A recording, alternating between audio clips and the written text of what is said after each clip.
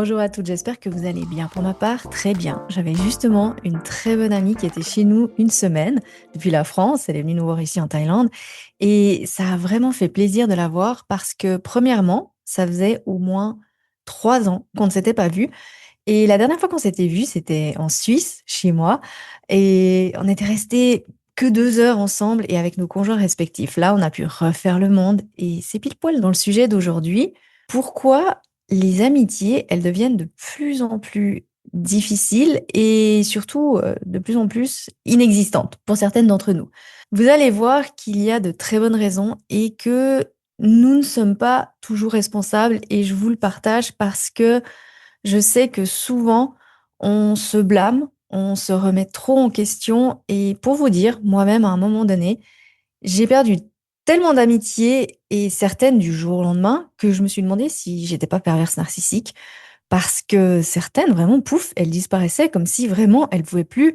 Il fallait que je disparaisse de leur vie pour qu'elles aillent bien ou voilà. Donc elles m'écrivaient plus du jour au lendemain, elles ne proposaient plus rien, elles répondaient tardivement à mes messages, elles disaient non à des activités, etc.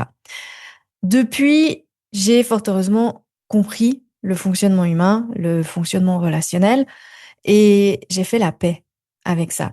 Et j'avais envie de vous partager mon expérience et aussi l'expérience de mes clientes parce que c'est un sujet qui revient souvent au coaching, hein. Certaines ont pris Change ton schéma amoureux pour améliorer leur relation amicale et parce que pas mal de personnes m'ont partagé, autant des clientes que des connaissances ou des amis, qu'elles ont perdu des amitiés l'année dernière ou les 2, 3 dernières années. Et à chaque fois, il y avait cette phase de culpabilité de j'ai fait quelque chose de faux.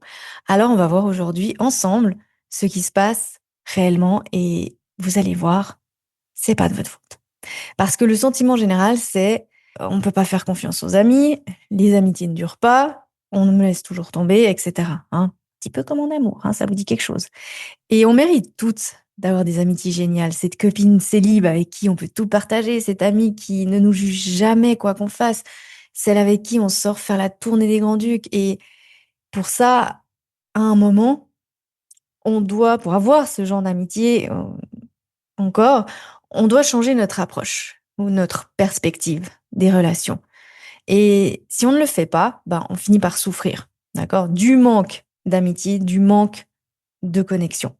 Les amitiés, elles viennent et elles vont, et en réalité, c'est tout à fait normal. Parce que chacune, à un moment donné, prend des chemins différents et est à une saison spécifique de sa vie.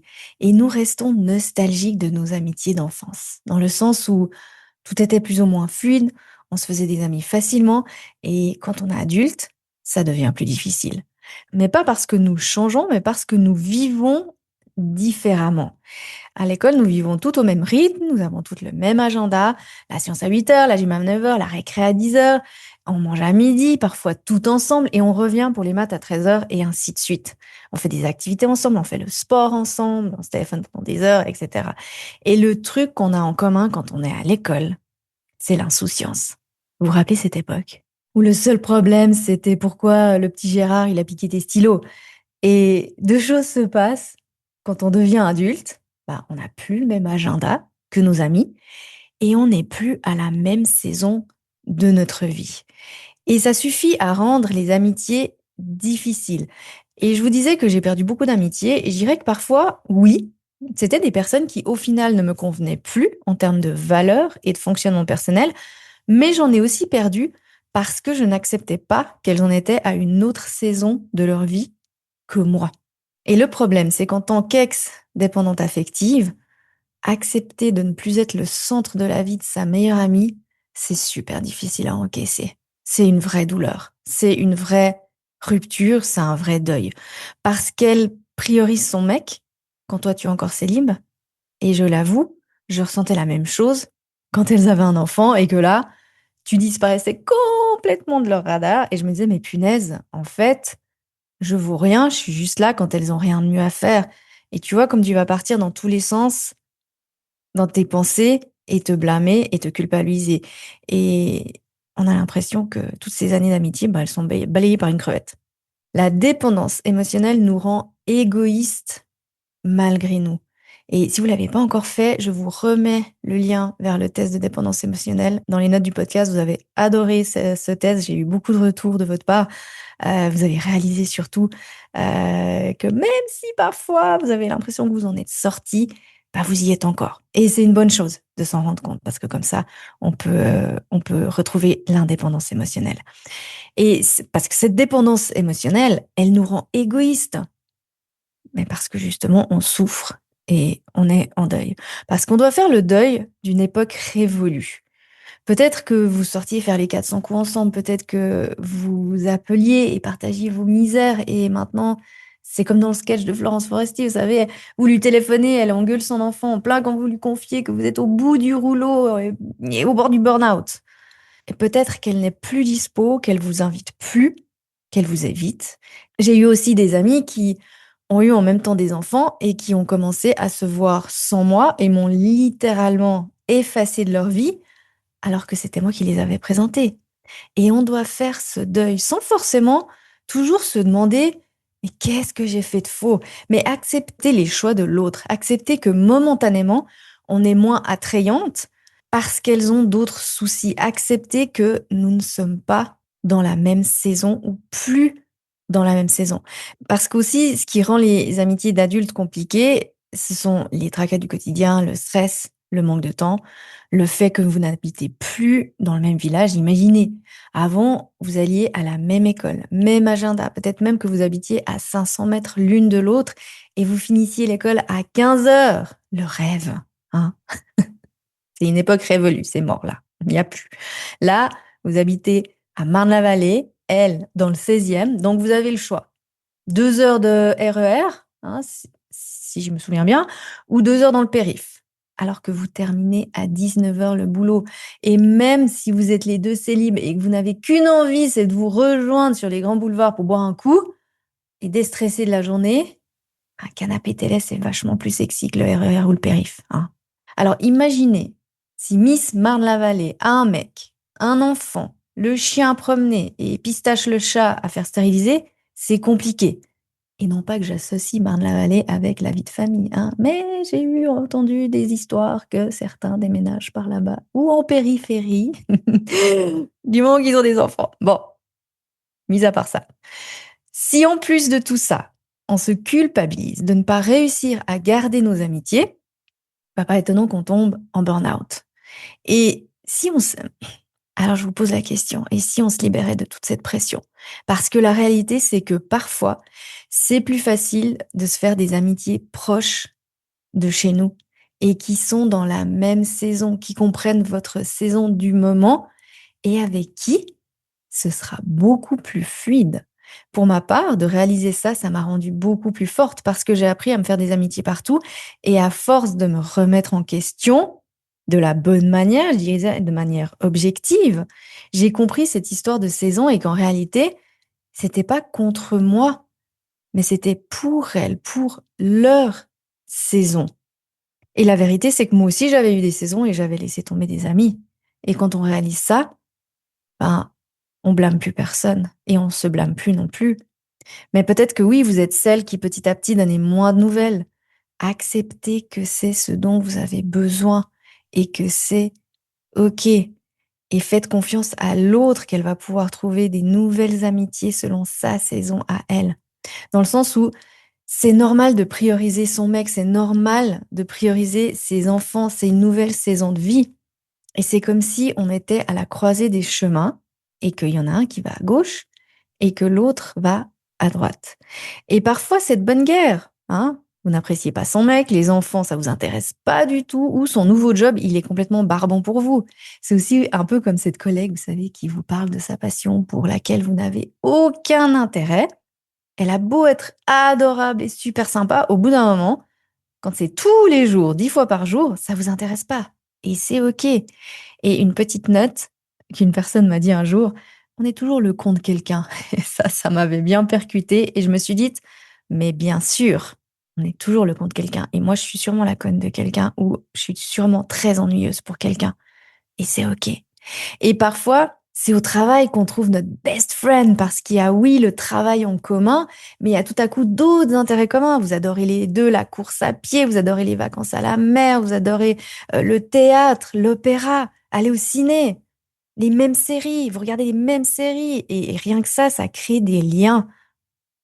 Et si vous vous dites: «Mais OK, d'accord, je la laisse faire ce qu'elle veut, mais elle ne répond pas à mes textos ou une fois tous les 36 du mois». Alors pour ma part, ça me mettait en boule ça, parce que c'est les mêmes, hein, c'est toujours les mêmes qui quand elles sont avec vous, elles, elles sont sur leur portable à répondre à d'autres. Alors par la force des choses, tu vas te dire: «Non mais attends, quand tu es avec moi, tu es sur ton téléphone tout du long et là je t'écris et tu réponds pas?» Sans compter que si tu la vois connectée sur WhatsApp, hein, tu sais, dernière connexion, ça c'est horrible. Et la réalité, c'est que c'est aussi OK. Laisse-la répondre quand elle veut. C'est l'occasion pour toi de te recentrer et faire quelque chose que tu aimes, de vivre pleinement ta saison à toi. Parce que la bonne nouvelle, il y en a quand même une ou deux, c'est que c'est pas irréversible. J'ai des amitiés de longue date qui reviennent, qui sont revenues et avec qui on retrouve des intérêts communs à nouveau. Et ça ne veut pas dire que vous devez tout couper. Non, vous pouvez toujours être là pour elle et elle pour vous s'il y a un moment vraiment compliqué. Et c'est ça qui est important, c'est garder ce contexte de OK, peut-être qu'on se voit plus au quotidien pour les petites choses, mais s'il y a vraiment quelque chose, ben, je serai là ou je sais que elle sera là. Moi, j'ai des copines comme ça, hein, je les vois quasiment plus, mais je sais que si vraiment j'ai un gros problème un jour ou j'ai même besoin de me confier, elles seront quand même là. Et c'est pour ça que c'est important de bien différencier cet ami ne me correspond plus d'avec cet ami a entamé un nouveau cycle de vie qui ne me correspond plus et bien sûr, inversement. Et ça, c'est OK. La clé, c'est être et laisser être. En d'autres termes, comprendre que c'est un nouveau cycle pour l'une ou pour l'autre et continuer votre chemin de vie. Mon amie dont je vous ai parlé au début, on s'était rencontrés à Paris dans un week-end développement personnel quand j'habitais à Paris et elle habitait à Lyon.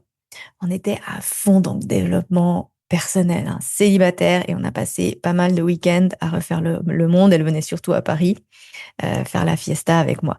Et ensuite, je suis partie en Australie, elle a eu un enfant et on ne se voyait presque plus. Mais il n'y a jamais eu de tension ni de coupure, de blâme, de frustration. On a gardé le contact de loin et dès qu'on se voit, c'est le feu d'artifice.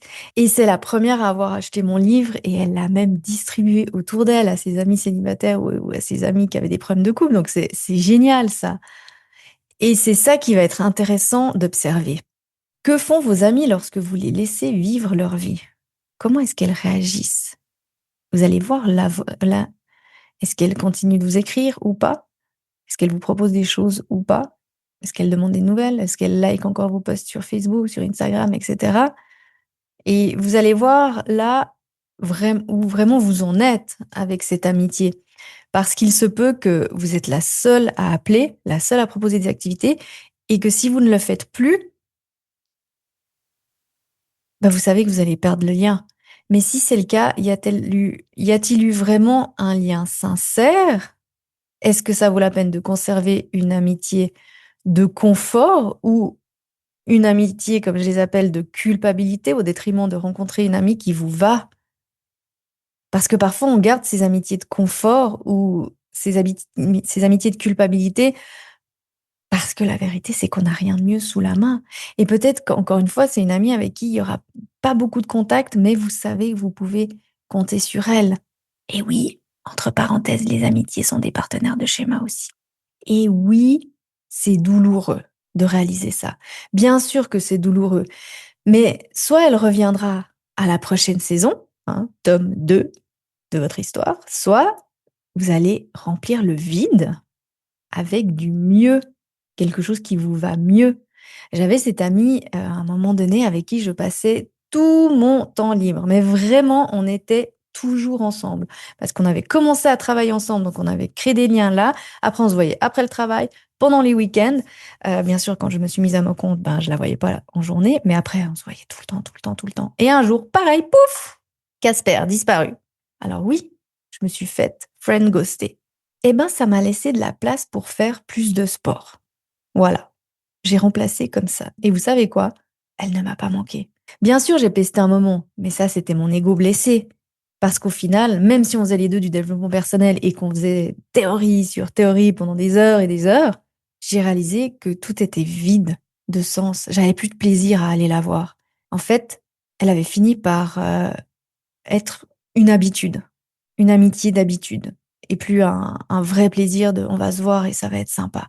C'est juste, bah voilà, c'est comme ça, on a ses habitudes, on se voit et on se voit. Et il y a une deuxième bonne nouvelle, parce que je vous disais qu'il y a quelques bonnes nouvelles dans ces histoires. Vous allez attirer et être attiré vers exactement le type d'amitié dont vous avez besoin au gré des saisons où vous êtes. Et des personnes qui vont vous apporter exactement ce dont vous avez besoin à un moment T. Et ces amitiés vont pile poil coller à votre vous du moment. Et ça, c'est génial.